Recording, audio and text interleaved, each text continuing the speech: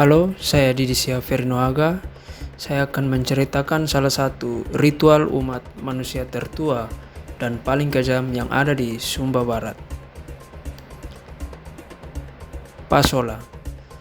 Pasola berasal dari kata sola atau hola, yang berarti sejenis lembing kayu yang dipakai untuk saling melempar dari atas kuda yang sedang dipacu kencang oleh kedua kelompok yang berlawanan. Pasola merupakan bagian dari serangkaian upacara tradisional yang dilakukan oleh orang Sumba yang masih menganut agama asli yang disebut Marapu. Permainan pasola diadakan pada 4 kampung Kabupaten Sumba Barat. Keempat kampung tersebut diantara lain adalah Kodi, Lamboya, Wonokaka, dan Gaura.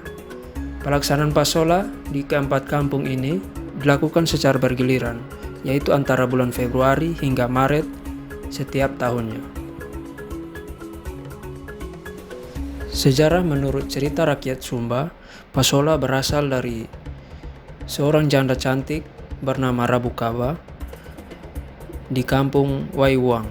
Rabu Kaba mempunyai seorang suami yang bernama Umbu Amahu, salah satu pemimpin di kampung Waiwuang.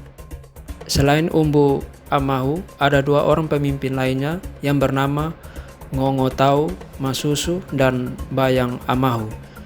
Suatu saat, ketiga pemimpin ini memberitahu warga Waiwuang bahwa mereka akan melaut, tapi mereka pergi ke selatan pantai Sumba Barat untuk mengambil padi. Warga menanti 3 orang ini, pemimpin tersebut, dalam waktu yang lama, namun mereka belum juga pulang ke kampungnya. Warga menyangka ketiga pemimpin mereka telah meninggal dunia, sehingga warga pun mengadakan perkabungan.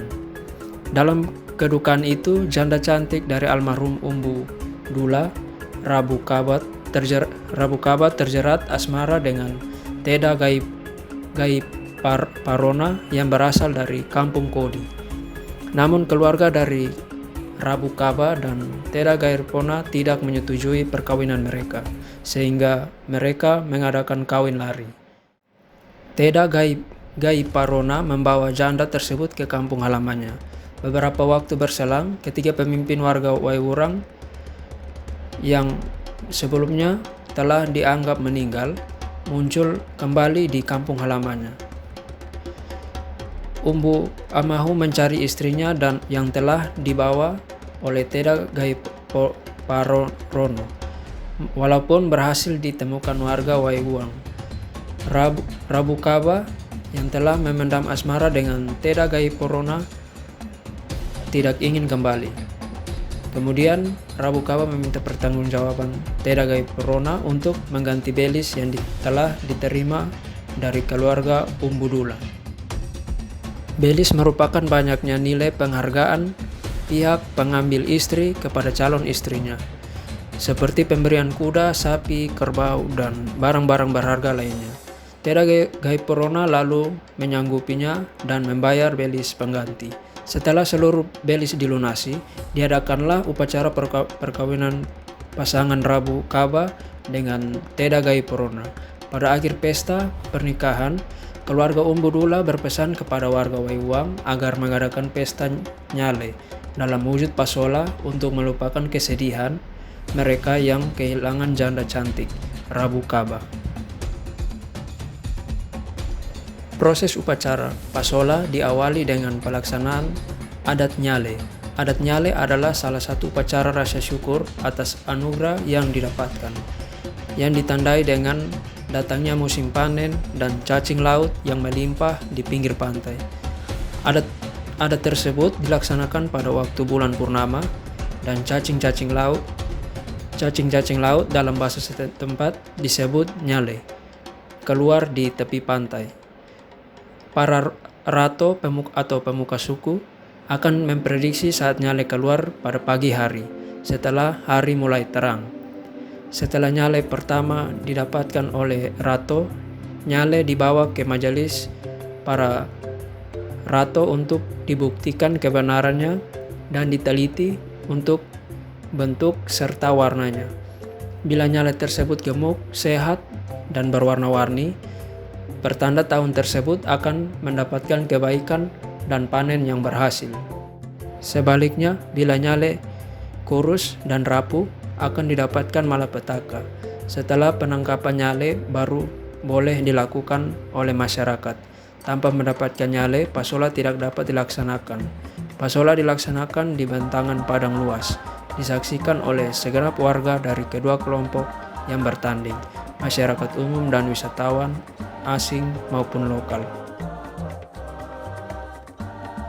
Setiap kelompok terdiri atas lebih dari 100 pemuda bersenjatakan tombak yang dibuat dari kayu berujung tumpul dan berdiameter kira-kira 1,5 cm. Walaupun berujung tumpul, permainan ini dapat memakan korban jiwa. Kalau ada korban dalam pasola, menurut kepercayaan Marapu, korban tersebut mendapat hukuman dari para dewa karena telah melakukan sesuatu pelanggaran atau kesalahan.